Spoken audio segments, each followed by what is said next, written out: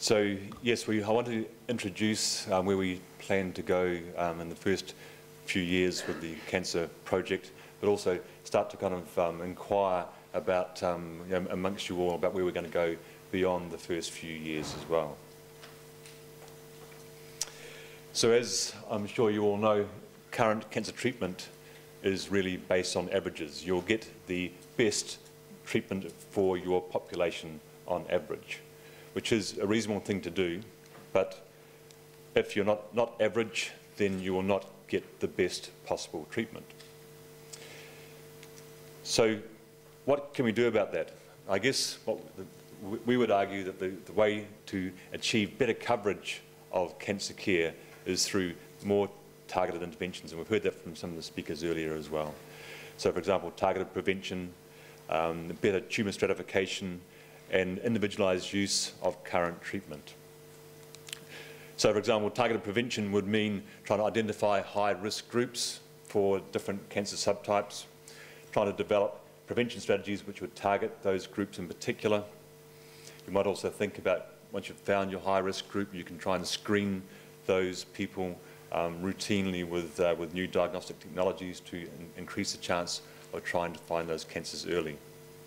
So really you're just trying to get out there and ask what are the genetic and environmental risk factors for different cancer types, and then how can we reach those populations who are at highest risk of developing those cancers. Tumour stratification is the process where you take the knowledge that is available on different tumour types, normally at a genetic level, expression level, pathology level, and you describe the variability in there. Unfortunately, this has been done on a very, very large scale internationally by some massive consortia in the US and Europe, where they've sequenced tens of thousands of cancers now. So we're starting to get a very good idea what the diversity is of different tumour types. And once you understand the diversity, then you can start to stratify tumours into subtypes and then begin to develop drugs which will work on particular subtypes of cancers. Of course, this requires drug development, more closely track disease progression following treatment. You might give a cycle of chemotherapy and look for early response to treatment. You might try and find evidence of relapse at an earlier stage.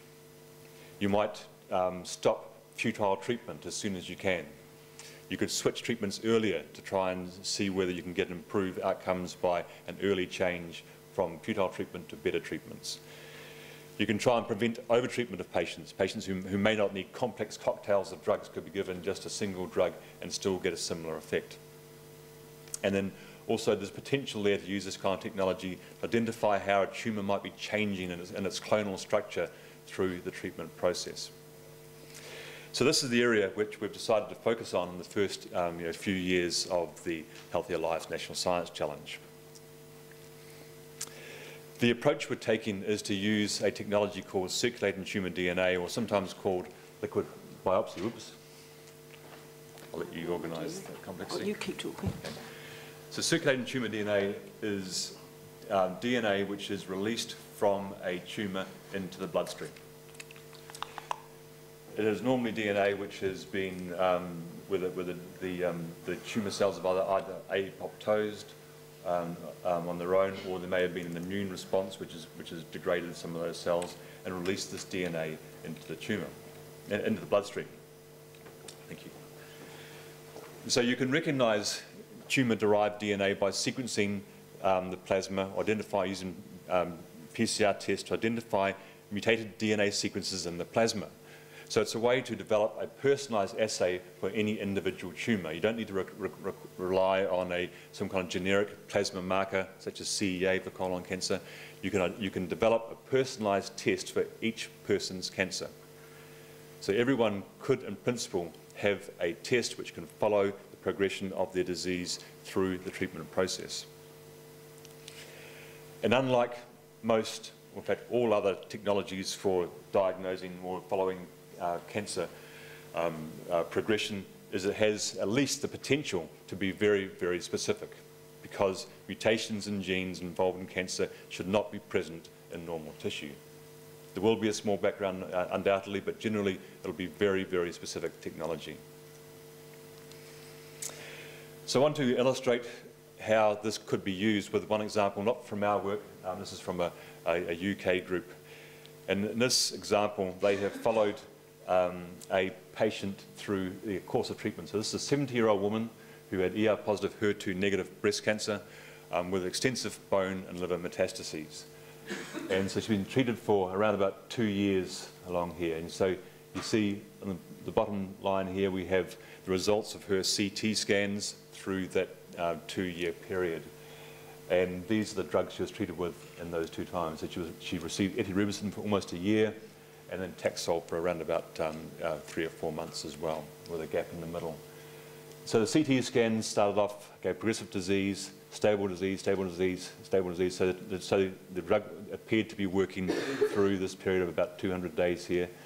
And then after about a year, there's some sign of the tumour starting to come back again.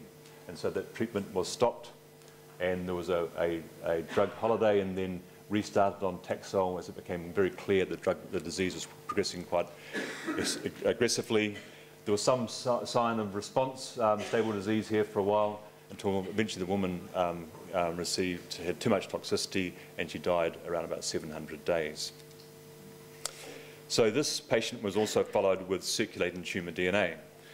And these are the levels of circulating tumour DNA which were observed in that patient. So you see, she responded very, very quickly to a massive reduction in the level of circulating tumour DNA. So this is tumour DNA derived from her tumour using a marker derived against that particular DNA. So a personalised assay for this particular woman. So the levels of DNA dropped dramatically, then they started to rise again. Around about 200 days, they started to rise again and kept on rising until she started treatment with Taxol. So what you can see here is a couple of things. One is that she had the disease start to return around about halfway through the treatment she was getting for epirubicin. So potentially, a lot of this period in here when she was receiving the epirubicin, it was futile treatment. And the same further out here when she was on Taxol. Some early response, but then very early on you can see the tumours were starting to climb back again. So quite possibly the treatment she was receiving then on Taxol, which was making her very sick, very unwell, was in fact a futile treatment, and she may have been better off on some other treatment, or at the very least not having to continue with those particular drugs. So these are things that you could think you might be able to do. You could stop futile treatment for this patient. You could have treated her with Taxol earlier, perhaps. Perhaps once you saw the disease start to come back at this stage down here somewhere, what if you had moved the Taxol treatment down to that point? Would she have received a better response? Would she have lived longer if that treatment had been brought in without the intervening gap where the tumours had a chance to grow and develop and become more complex? There would have been a chance to trial different drugs at this point here.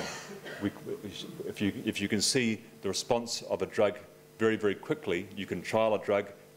If it works, you can carry on. If it does not work, you can change and swap drugs in and out much more rapidly. And there was also, I guess, a chance to use different drug schedules to try and reduce or delay the emergence of drug resistance in this patient. So you can see the real potential of applying the technology to patients with advanced disease. And it's technology which we have available now, which can start to be applied in the New Zealand setting.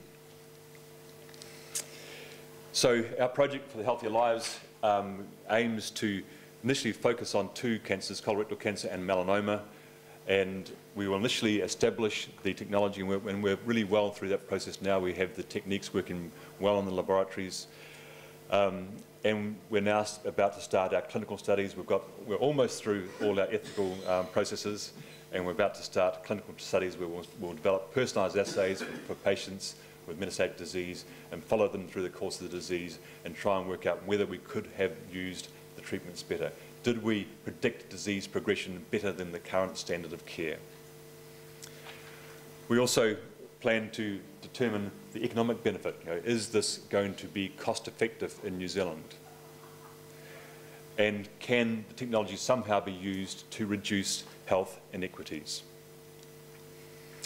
The way we might reduce inequities is really through access to treatment. And what we'd like to see, or certainly at least explore, is whether we can shift cancer surveillance to a primary care setting in many cases. So for example, if we could reduce the reliance on CT scans, on PET scans, we could potentially migrate some of the testing away from the hospitals into the communities. This would be very useful for Maori and Pacific people who may be less comfortable with secondary care. It would be very useful for people in rural settings. So, for example, someone in Ruatoria, someone in Mataura, someone in Pairoa could get very, very high-level care, very good surveillance of the disease without leaving their rural localities. So, the bigger picture is what I'd like to kind of discuss with you now and get some, if we can, some feedback. As you've heard from Jim and others, our mission for Healthier Lives is to deliver the right prevention to the right population and the right treatment to the right patient. And we will achieve this through both direct funding for Healthier Lives, which is unfortunately quite limited in amount, although we do have 2 tranches, some more money to come. But also the other important way we can deliver this is by developing a framework for aligned research. That is, research not done necessarily with funding from Healthier Lives directly, but is aligned to the objectives of Healthier Lives. So I'd like to kind of seek input, both today and over the next few months from people on how they see what could be considered to be aligned research, and also perhaps aligned or pathways we might use to take our research through to application in the New Zealand healthcare system. I'll give you an example of what I mean using this rather irritating picture. In green, we've got the projects which are funded by Healthier Lives. So this is just referring at the moment to the focus on individualised use of current treatments. So in green, we've got projects which are funded by Healthier Lives directly. And so what we see here is we're developing methods for circulating human DNA development, use, and we're applying those methods to follow colon cancer and melanoma. But we really also need to develop these techniques or apply these techniques to other cancers as well. We need to apply them to breast cancer, we need to apply them to lung cancer, we need to apply them to pancreatic cancer if we possibly can. And so I would argue that any other research which looks to apply circulating human DNA to a different cancer is aligned research. And so, for example, we're very lucky that we've received funding from a local charity, Karen Louisa Trust. We've received funding from the Breast Cancer Foundation. We've received funding from the HRC. So all outside money we're using to apply ctDNA technology to other cancers, in particular breast cancer, stomach cancer, and paediatric cancers, with the help of a charity in Christchurch called the REACH charity. So to me, those are classic, good, strong examples of aligned research where we've identified a need. We can't afford to do it ourselves, but we can get other people to do it. That is clearly aligned research because it goes in the direction we're trying to head to.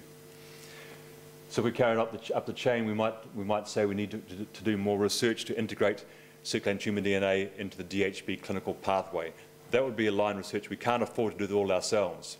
But if someone could come along with other funding, that could be considered to be aligned research, which will help us push towards our final goal.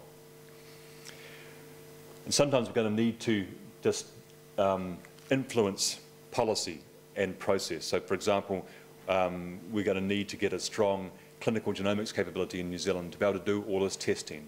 That might be done by New Zealand Genomics Limited, it might be done by a diagnostic lab, but we need to make sure we have a say in the argument that we need to have the capability to do high throughput, large numbers of circulating human DNA samples in patients in New Zealand on a routine basis.